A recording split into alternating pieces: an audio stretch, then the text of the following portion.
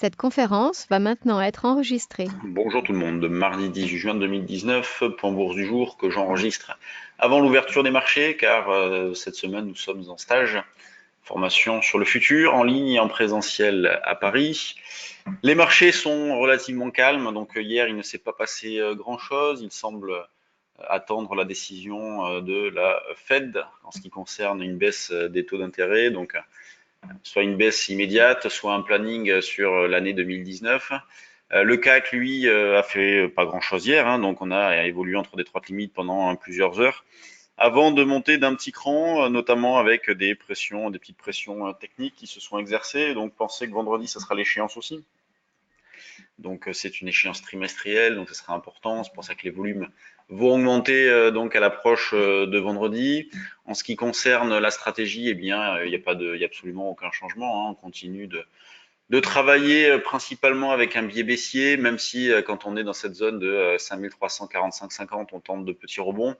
En ce qui me concerne hier, j'étais placé un petit peu trop bas pour acheter, donc j'ai pas pu le faire, mais on a pu tenter des petites ventes, notamment à 83 le matin, qui a bien fonctionné. On a pu recommencer le soir. Bon, cette fois-ci, ça s'est moins bien passé. On est allé un petit cran dessus. On a eu le pullback pour sortir ce matin si on le souhaitait, dans l'idée de revendre, par exemple, à 5403. Vous voyez, c'est dans cet esprit-là que l'on travaille, en tentant des petites choses, sans trop insister. On n'hésite pas à saisir des portes de sortie pour revendre plus haut.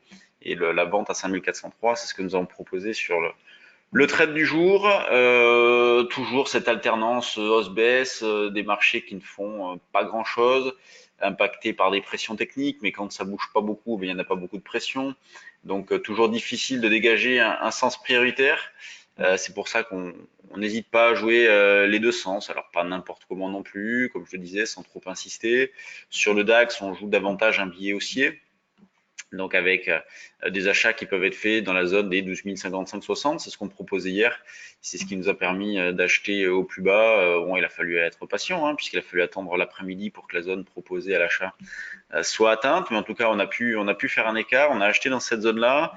Juste pour en revenir au CAC, si vous le souhaitez, vous pouvez travailler donc dans la continuité des jours précédents, vous pouvez travailler donc des turbo puts, puisque nous on joue avec un biais baissier, et par exemple vous pouvez jouer celui-là, 5460, considérant que si on franchissait la zone des 5450, eh bien on aurait une petite amélioration. Alors franchement ça changerait pas grand-chose sur le fond, mais au moins ce put-là a le mérite de ne pas être trop cher. Donc, vu la période, il faut tenter des choses comme celle-ci.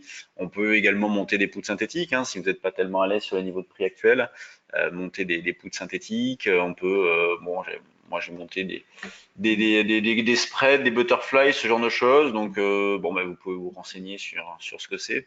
Ça peut être intéressant aussi. L'eurodoll, lui, s'est repris un petit peu. Donc, bon, ça reste calme, hein. On essaye de vendre en double top dans la zone des 1,12, 50, 55. Et vous voyez, le repli que l'on a eu là ces derniers temps a une nouvelle fois parfaitement validé notre sens prioritaire qui reste baissier.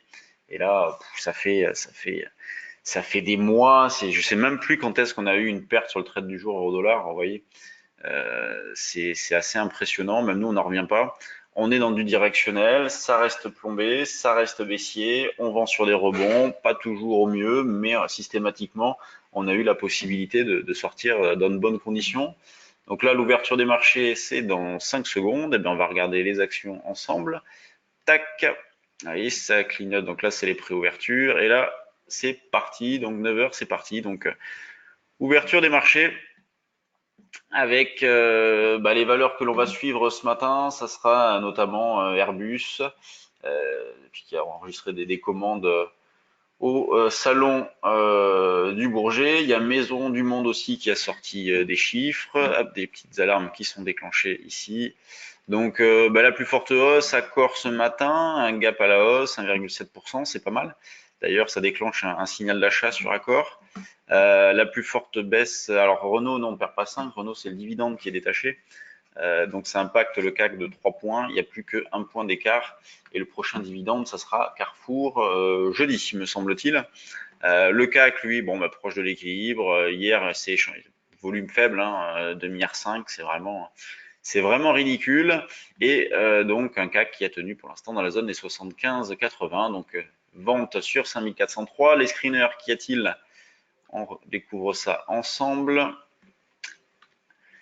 Lexibook, Antalis, Osé, Genvien, gros, mais Maison du Monde, elle la retrouve là, et bon, c'est pas folichon non plus, hein.